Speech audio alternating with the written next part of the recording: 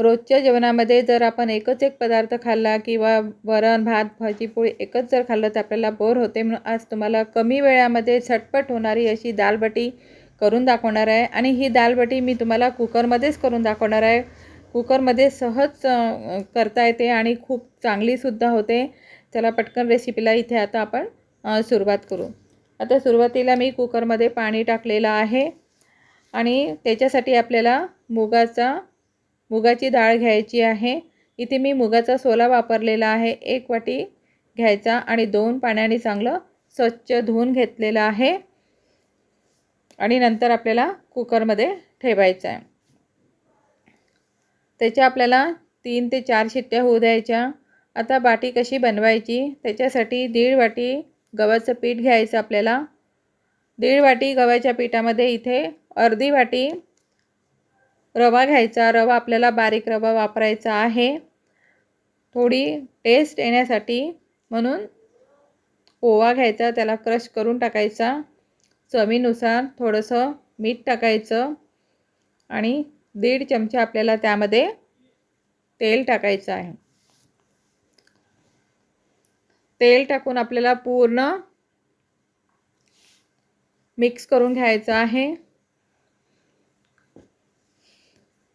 आणि थोडं पाणी टाकूनच आपल्याला मळून घ्यायचं आहे. थोडा घट्टसरच मळून ठेवायचा आणि 10 मिनिटं आपल्याला रेस्ट करायला ठेवायचं आहे. हिरवी मिरची, लसूण आणि आलं याचं आपल्याला वाटण करून घ्यायचं आहे. मिक्सरवर बारीक वाटण करून घ्यायचं. आता दाल फ्राय करणार आहे आणि कढईमध्ये आपल्याला तेल टाकायचं आहे. तेल गरम झालं की त्यामध्ये मोहरी टाकायची. मोहरी तडतड झाली की लगेच त्यामध्ये कांदा टाकायचा. कांदा बारीक चिरून टाकायचा. नंतर वाटण टाकायचं आपल्याला, आलं लसूण अद्रक याचं आणि मिरची.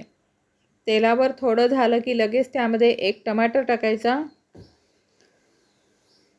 थोडी हळद टाकायची आणि आपल्याला तिखट टाकायचं आहे. 1 चमचा मी इथे तिखट टाकलेलं आहे. तुम्ही आवडीप्रमाणे जास्तसुद्धा टाकू शकता. थोडं पाणी टाकायचं आणि आपल्याला टोमॅटो थोडासा नरम होऊ द्यायचा आहे आणि त्यामध्येच आपल्याला मीठ टाकायचं आहे.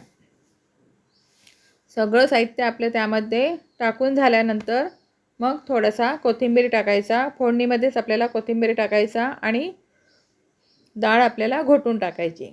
इथे आपण मुगाच्या डाळीचा फोडणीचं वरण केलेलं आहे. आता 10 मिनिटं झालेले आहे आणि आपला उंडासुद्धा मस्त मुरलेला आहे. तरी आपण त्याला थोडा वेळ चांगलं चोळून घ्यायचं आणि त्याचे छोटे छोटे उंडे करायचे. इथे मी 6 उंडे केलेले आहे.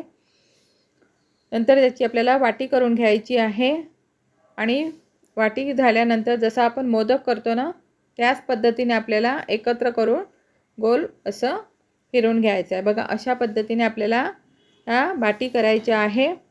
आता कुकर आपल्याला गरम करायचा आणि अतिशय मंद गॅसवर आपल्याला ठेवायचा आहे आणि त्याच्यामध्ये ह्या बाटी ठेवायची. आपल्याला वरून झाकण ठेवायचं.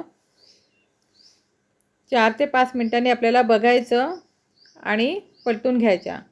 अशा पद्धतीने आपल्याला दोन्ही साईडनी चांगल्या मस्त शेकून घ्यायच्या आहे. आणि ह्या इथे आपल्याला बाटी तयार झालेल्या आहे. तुम्ही ह्या वरणासोबत खाऊ शकता आणि त्याच्यासोबत कांदा. खूप छान अशी बाटी झालेली आहे. केव्हाही जर आपल्याला स्वयंपाकाचा एखाद्या वेळेस कंटाळा आला तर तुम्ही हा दाल बाटी सहज करू शकता. असं नाही की आपल्याकडे कोळसे असले तरच आपण करू शकतो, पण आपण कुकरमध्ये सुद्धा बाटी करू शकतो आणि वरणासोबत खूप छान लागते आणि त्याच्यासोबत कांदा. कसा वाटला व्हिडिओ तुम्हाला? नक्की लाईक करा, शेअर करा. मस्त खा, आनंदी रहा.